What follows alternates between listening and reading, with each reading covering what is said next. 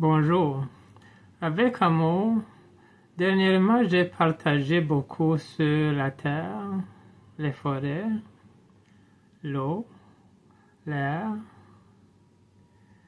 des éléments très importants qu'on a besoin pour nous garder en santé, la santé de nos communautés.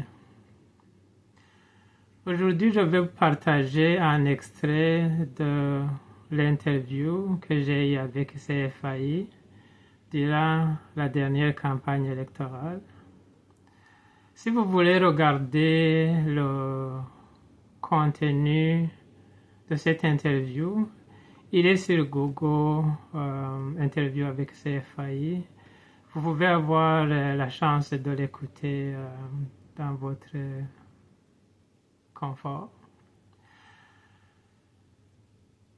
Je partage ceci parce que je crois au fond de mon cœur que nous avons des possibilités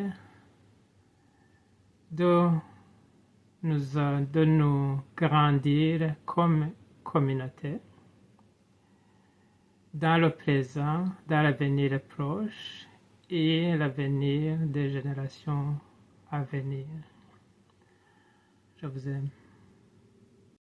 Au local, que ce soit au niveau de Fredericton, tout est à long terme. Le service est très efficace parce qu'à chaque niveau, tout le monde sait ce qu'ils font. La communauté, ce qu'il a besoin, et ça part de la communauté, ça monte jusqu'à l'exécutif.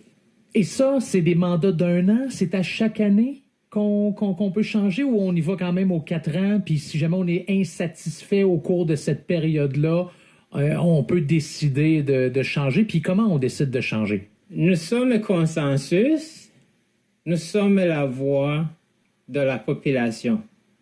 Nous, on les donne tous les pouvoirs. Ils peuvent changer ce qu'ils ne trouvent pas correct. Ils peuvent amener ce qui marche pour eux. Nous sommes juste des serviteurs. Vous avez besoin de l'aide, dis-nous comment on le fait et comment on va le faire, et on décolle de là.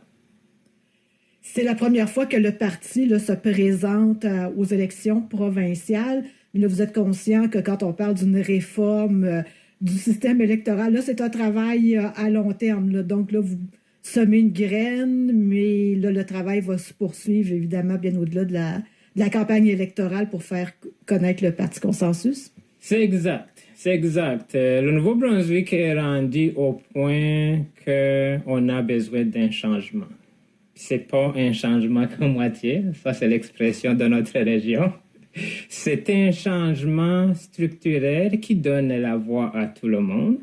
C'est un changement qui va donner le contrôle de la population sur leur gouvernement à tous les niveaux.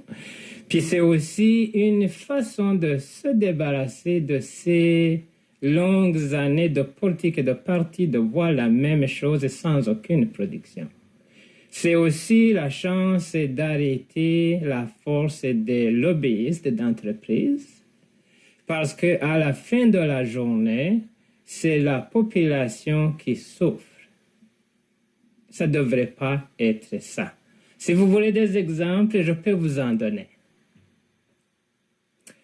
À l'exemple de London, Ontario, c'est une ville que j'ai connue. On parle de 28 ans passés. Ils étaient 15 000 personnes.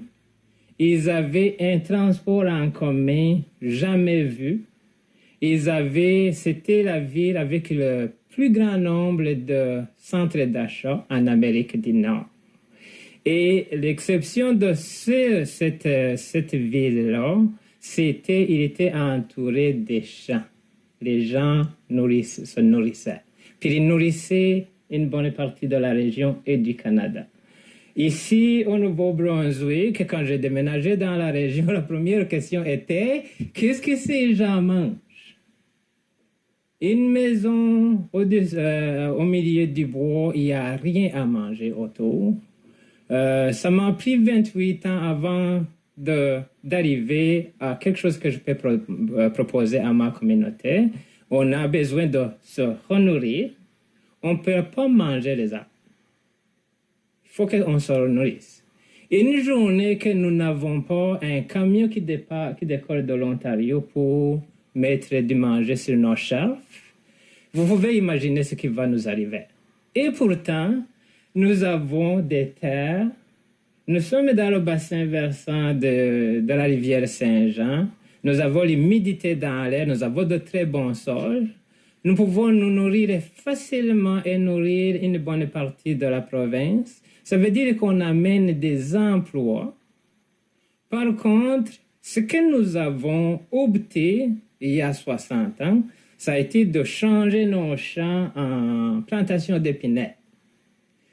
On continue à mettre l'argent dans ce secteur-là quand on ne peut pas garder un moulin d'ouvert. L'exemple, c'est Bécabrook. On a eu un moulin, ça vient d'être fermé parce qu'il y a plus de ressources que la population pouvait offrir. C'était de revenir un peu à la base, d'être autosuffisant puis d'être capable de se nourrir nous-mêmes sans être dépendant des autres régions puis des autres endroits au Canada. Et c'est pas une question à 1 million. Tout le monde comprend ça, tout le monde est capable de le faire. C'est la vieille structure qui nous empêche de le faire. C'est pour ça qu'au lieu de donner le pouvoir aux partis politiques, maintenant, nous prenons notre sort en main. Monsieur Barahoga, merci beaucoup d'avoir pris le temps. On aurait pu discuter pendant très longtemps, mais on essaie de donner le même temps là, pour les différents candidats. Vous avez un peu plus de temps pour jaser que le débat de la Chambre de commerce. Merci beaucoup. C'est quand même pas super. J'apprécie beaucoup le temps que vous me donnez. Merci beaucoup d'être venu ici avec nous en studio. C'est Monsieur Richard Barahoga, candidat du Parti Consensus du Nouveau-Brunswick dans Madawaska, les Lacs, Edmundston.